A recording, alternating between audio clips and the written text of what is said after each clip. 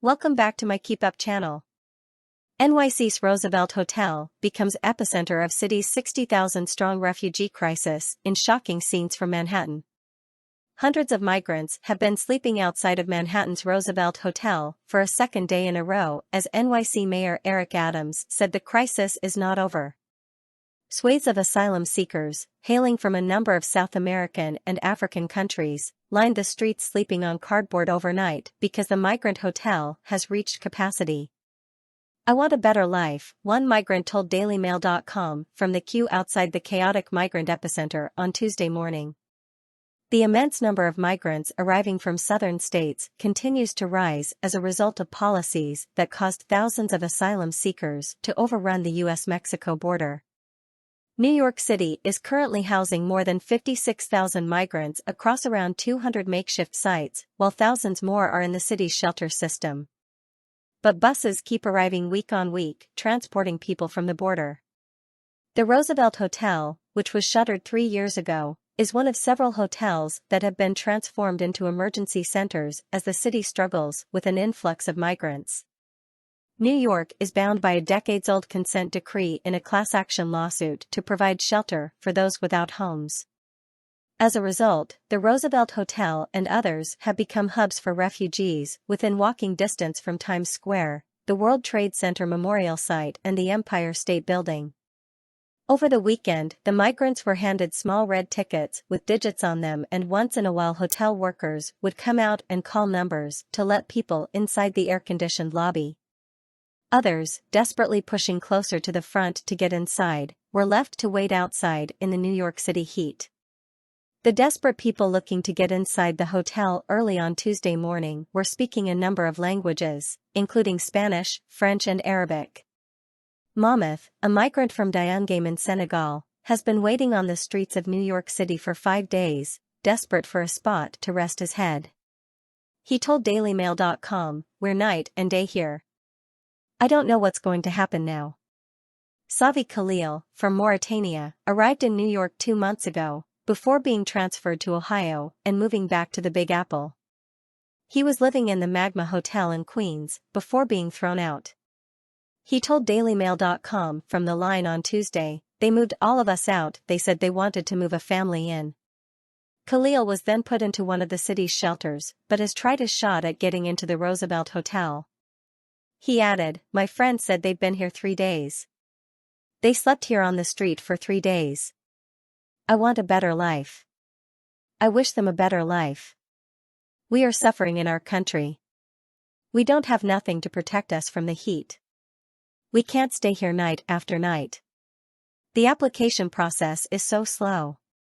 Since the morning, they haven't taken one person and more people keep coming." When asked why he wants to migrate to the U.S., he said the country is a place of freedom and dignity. Troy Vargas, who arrived from Venezuela, said that New York City is beautiful and it has been his dream to work here.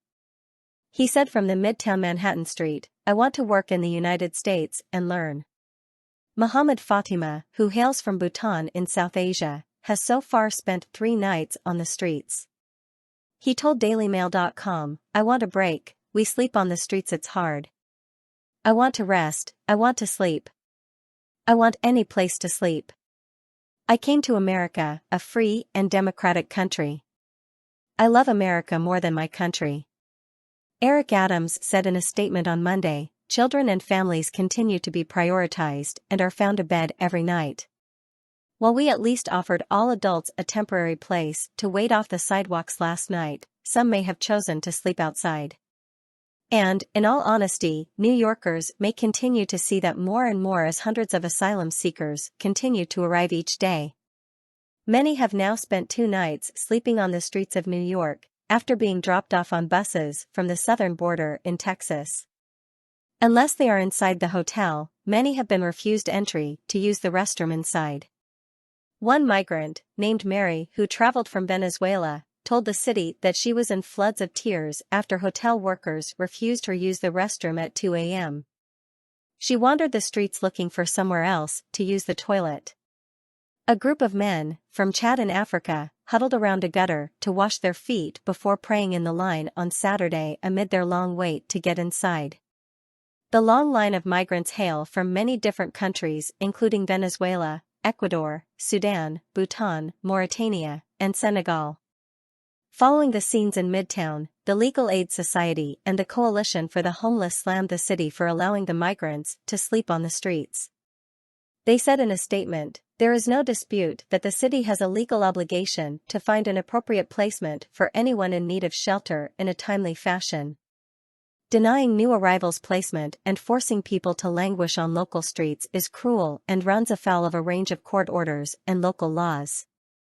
The organization threatened to sue if something is not done to help those on the street. The city says more than 93,000 asylum seekers came through the intake system since April 2022. Some of the thousands of migrants who have arrived in NYC have been bussed in from Florida and Texas, as the state's conservative governments argue progressive cities should share the burden. Texas Governor Greg Abbott has sent about 9,700 asylum seekers to New York City, according to Politico. Florida's Governor Ron DeSantis has flown about 85 migrants to Massachusetts and California.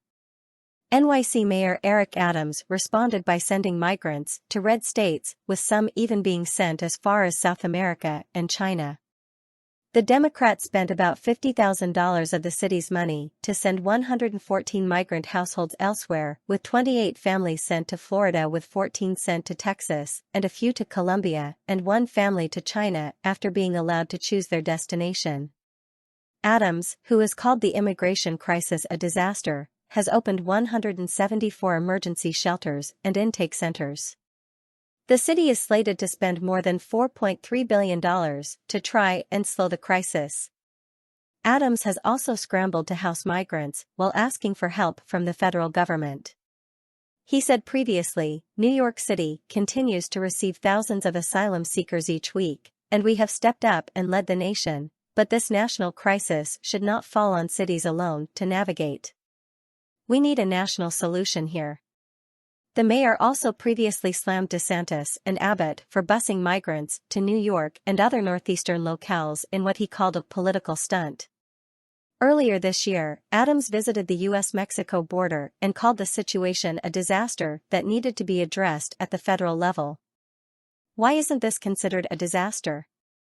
"This is a crisis," Adams said at the end of his border visit.